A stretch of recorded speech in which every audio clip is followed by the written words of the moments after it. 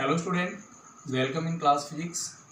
Student, जैसे कि पहले मैंने इलेक्ट्रिक फ्लक्स के बारे में बता चुके हैं आपको, गॉस थ्योरम, और अब हम बता रहे हैं application of Gauss theorem. Student, तो ये टॉपिक हमारा electric field due to charge infinite long wire by using Gauss theorem.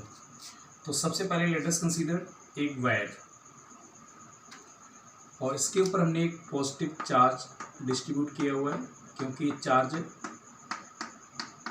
तो कंसीडर इनफाइनाइट, ये इनफाइनाइट लॉन्ग वायर है और इस वायर से आर डिस्टेंस पे पी पॉइंट कंसीडर करते हैं, और इस वायर से डिस्टेंस क्या है, आर मीटर पे। ये इस पॉइंट पे हमें इलेक्ट्रिक फील्ड फाइंड करना है। तो बेटा सबसे पहले हमें क्या करना पड़ेगा, एज यू नो एक गॉसियन सरफेस ड्रॉ करना पड़ेगा इस वायर के चारों तरफ। Draw by Gaussian surface. तो लेट अस कंसीडर ऐसा कुछ हम एक सिलेंड्रिकल इमेजिन करेंगे चारों तरफ इसके। Draw a Gaussian surface of radius, तो आर है इसकी, यहाँ पे भी आर होगी, एंड इस जो वायर है इसकी लेंथ बेटा स्मॉल एल लेंथ लेंगे। तो सबसे पहले सपोज स्टेप फर्स्ट में consider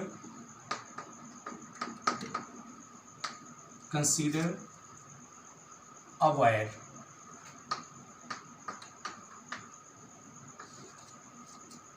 we draw a Gaussian surface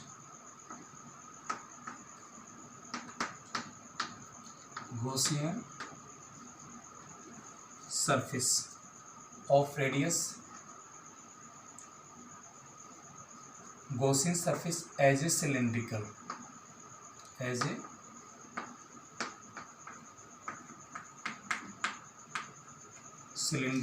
of radius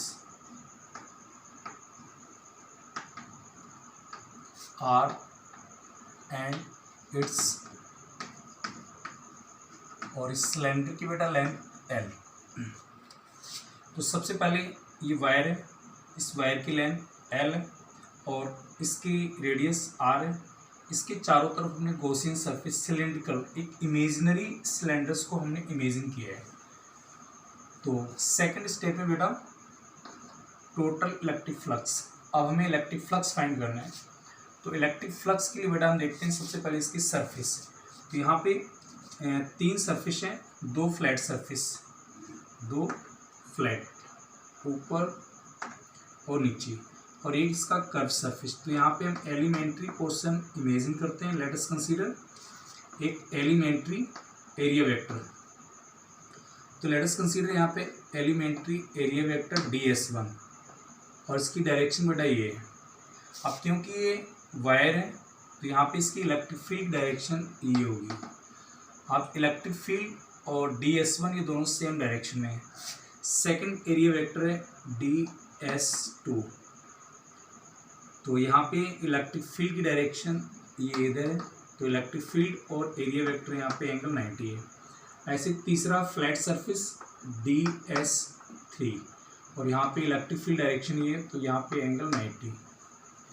तो यहाँ पे दो फ्लैट सरफेस हैं और एक कर्व सरफेस है। एक कर्व सरफेस जैसे ये सिलेंडर है, तो यहाँ पे जैसे मान लो सपोज दैट हम इमेजिन करते हैं जैसे ये सिलेंडर है, तो दो फ्लैट सरफेस, एक ऊपर और एक नीचे, और एक कर्व सरफेस, ये जो चारों तरफ इसका कर्व सरफेस। तो इसके हमें तीनों क्या निकालना है, टोटल फ्लक्स। सेकंड स्टेप में टोटल फ्लक्स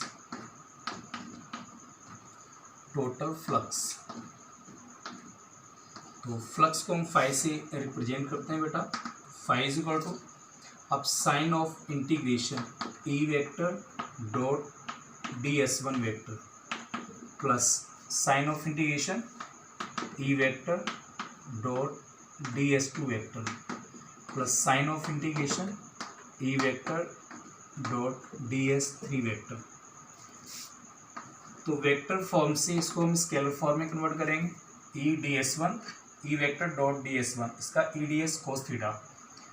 तो ई ds1, तो हम देखते हैं ई ds1 यहाँ पे जो फर्स्ट हमने सरफेस लिया है इलेक्ट्रिक फील्ड और एरिया वेक्टर दोनों सेम डायरेक्शन, तो इनके बीच एंगल क्या होगा 0, E D S one cos 0।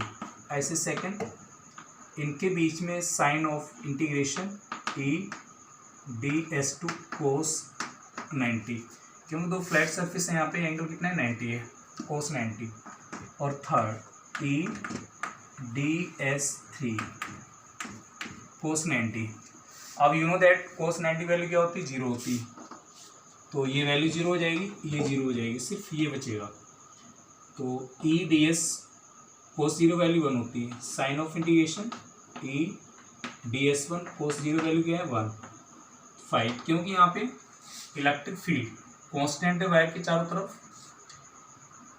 तो इलेक्ट्रिक फील्ड हम बाहर लेते हैं और sign of integration D S one, तो डी एस वन कितना आ जाएगा, ये एलिमेंट्री सरफेस है, तो इसका टोटल जो सरफेस एरिया है फ्लैट का, सॉरी कर्व का टोटल सरफेस एरिया कितना आएगा इसका 2 पाई आर एच, और एच कितना है बेटा एल, क्योंकि सिलेंड्रिकल का कर्व सरफेस एरिया क्या होता है 2 पाई आर एच। तो यहाँ पे इसका बन जाएगा दिस इम्प्लाइज दैट, क्योंकि इलेक्ट्रिक फील्ड क्या है कांस्टेंट है और टोटल इसका जो सरफेस एरिया है 2 पाई आर एल। तो this is the first equation. तो बाय यूजिंग, अब हम देखते हैं इसमें जो वायर है, वायर लाइन चार्ज है, तो यहाँ पे टोटल चार्ज कितना है, तो लीनियर चार्ज डेंसिटी का सिंबल होता है बेटा लैम्डा, तो लीनियर चार्ज डेंसिटी होती है charge per unit length, charge per unit length, तो this implies that Q is equal to lambda, ये लैम्डा एल, ये चार्ज आ गया। अब बाय यूजिंग गॉस थ्योरम, तो बाय यूजिंग गॉस थ्योरम, तो फाई इज इक्वल टू क्या होता है Q by epsilon nought, this implies that charge की वैल्यू निकाल चुके हैं लैम्डा एल और बाई में एप्सिलॉन नॉट, तो ये सेकंड इक्वेशन है बेटा। कौन सी इक्वेशन है, from first and second phi की वैल्यू दोनों बराबर करेंगे, तो now we will rub. First equation जो हमारी आई थी इलेक्ट्रिक फ्लक्स टोटल आया था phi is equal to E multiply 2 pi R L, और second phi is equal to lambda L by epsilon nought. तो फ्रॉम फर्स्ट एंड सेकंड की value equating कर देते हैं, तो फर्स्ट की वैल्यू क्या है electric field multiply 2 pi R L, और सेकंड है लैम्डा एल बाई एप्सिलॉन, तो एल से एल कैंसिल आउट, तो नेट यहाँ पे हमारा electric field E is equal to, तो यहाँ पे लैम्डा और 2 पाई एप्सिलॉन नॉट नीचे divide 1 by 2 pi epsilon naught और लैम्डा बाई आर। अगर हम इस इक्वेशन को 2 से मल्टीप्लाई करें, 2 से डिवाइड करेंगे, तो ये वैल्यू हो जाएगी this 1 by 4 pi epsilon naught 2 lambda by R, क्योंकि इसकी वैल्यू बेटा क्या होती है, ये वैल्यू हम पहले गॉस कूलॉम्स लॉ में जैसे 9 इंटू 10 पावर 9, तो इसको हम electric field due to line charge, electric field due to infinite long wire, ये डेरिवेशन कंप्लीट हुआ है। तो इट मीन्स क्या है कि जो हमारी लाइन चार्ज है, जैसे एक वायर है, तो वहाँ पे डिस्टेंस पे डिपेंड करेगा, अगर डिस्टेंस ज़्यादा होगी तो इलेक्ट्रिक फील्ड कम होगा, क्योंकि इलेक्ट्रिक फील्ड और आर कैसे हैं इन्वर्सली प्रोपोर्शनल। तो पता है जैसे कि इलेक्ट्रिक फील्ड है, जैसे ये चार्ज है यहाँ पे, चार्ज से जैसे जैसे डिस्टेंस आर की डिस्टेंस बड़ी होगी ज़्यादा होगी तो इलेक्ट्रिक फील्ड हमारा डिक्रीज होगा। तो बेटा ये डेरिवेशन याद रखेंगे by using Gauss theorem, E is equal to 1 by 4 pi epsilon 2 lambda by r. Okay, thank you.